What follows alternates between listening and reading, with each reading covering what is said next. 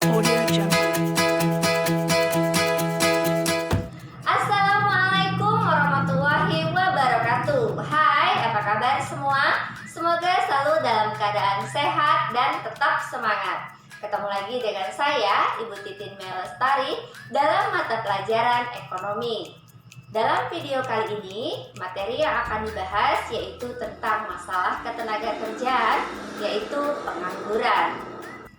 Pengangguran adalah istilah untuk orang yang sudah memasuki usia kerja tetapi tidak memiliki pekerjaan sama sekali, atau bekerja tetapi kurang maksimal, sedang mencari pekerjaan atau sedang berusaha mencari pekerjaan yang layak.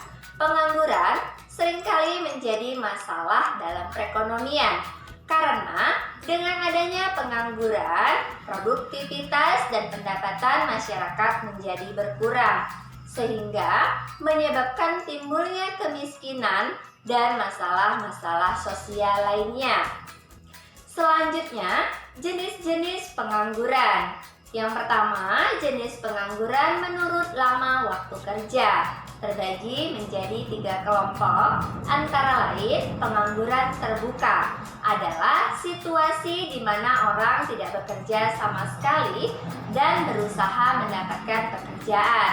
Pengangguran terbuka disebabkan karena tidak tersedianya lapangan kerja, ketidakcocokan antara kesempatan kerja dan latar belakang pendidikan, serta tidak mau bekerja.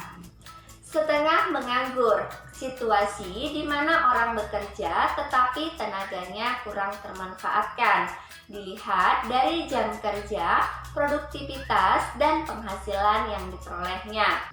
Pengangguran terselubung terjadi karena tenaga kerja tidak bekerja secara optimal.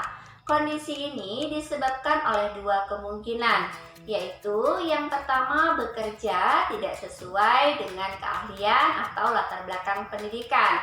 Misalnya lulusan D3 Kebidanan bekerja sebagai sekretaris perusahaan, atau bekerja tetapi tenaga yang diberikan kurang optimal. Misalnya perusahaan yang mempekerjakan 10 orang karyawan, padahal untuk menyelesaikan pekerjaan tersebut bisa diselesaikan oleh 7 orang saja. Yang kedua, jenis pengangguran menurut faktor penyebabnya.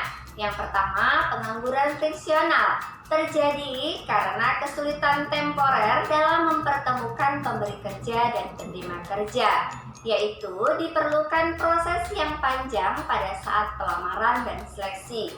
Cara mengatasi pengangguran friksional yaitu memberikan informasi yang lengkap dan jelas tentang lowongan pekerjaan, sehingga proses pelamaran, seleksi, serta pengambilan keputusan berlangsung cepat, dan menyusun rencana penggunaan tenaga kerja secara baik. Yang kedua, pengangguran konjungtural atau siklis terjadi karena resesi atau kemerosotan perekonomian di suatu negara. Saat kemerosotan terjadi, daya beli masyarakat menurun sehingga barang-barang yang sudah diproduksi menumpuk dan tidak laku di gudang. Hal ini memungkinkan perusahaan untuk menghentikan tenaga kerja. Cara mengatasi pengangguran konjungtural atau siklis antara lain, yang pertama, mengarahkan permintaan masyarakat terhadap barang dan jasa dan meningkatkan daya beli masyarakat. Yang ketiga, pengangguran struktural terjadi karena adanya perubahan struktur ekonomi, misalnya dari struktur agraris ke industri. Cara mengatasi pengangguran struktural antara lain mengadakan pelatihan, memindahkan tenaga kerja dari tempat dan sektor yang berkelebihan ke tempat dan sektor yang membutuhkan, dan mendirikan industri padat karya. Yang keempat, pengangguran musiman terjadi karena adanya perubahan musim, misalnya dari musim tanam menunggu musim panen. Cara mengatasi pengangguran musiman antara lain Yang pertama, memberikan informasi mengenai lowongan pekerjaan di bidang lain. Yang kedua, mengadakan pelatihan agar memiliki keterampilan untuk bekerja pada masa menunggu musim panen. Yang kelima, pengangguran teknologi terjadi karena penggunaan mesin dan teknologi canggih yang mengurangi penggunaan tenaga kerja manusia.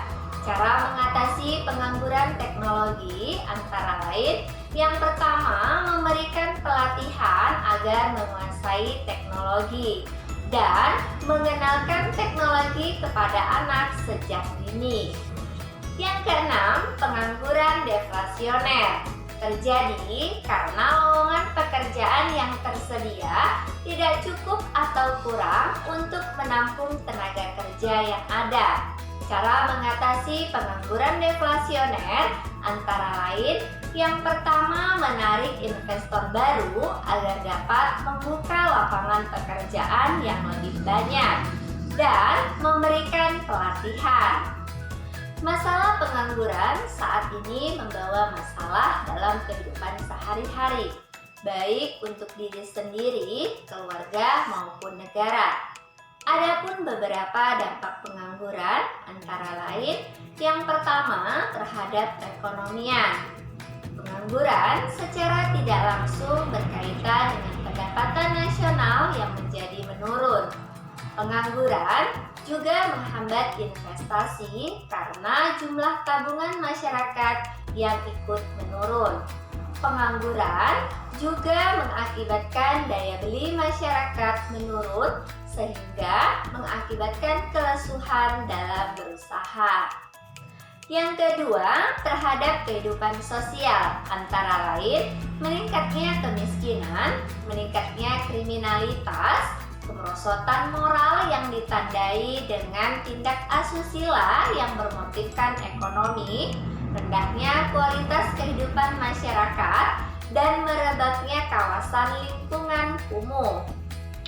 Yang ketiga, terhadap individu yang menjadi pengangguran, antara lain secara psikologis, pengangguran mengurangi kepercayaan diri dan dapat mengurangi fungsi akal sehat. Hal ini dikarenakan kebutuhan manusia terus berjalan sementara pendapatan tidak ada.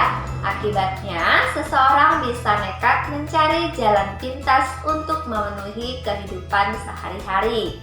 Dan pengangguran dapat menghilangkan keterampilan dari pelakunya karena semakin lama tidak digunakan dan dikembangkan, keterampilan dapat hilang. Demikian video yang dapat saya bagikan. Semoga dapat membantu pembelajaran jarak jauh Ananda di rumah. Tetap jaga kesehatan dan patuhi protokol kesehatan. Saya akhiri. Wassalamualaikum warahmatullahi wabarakatuh.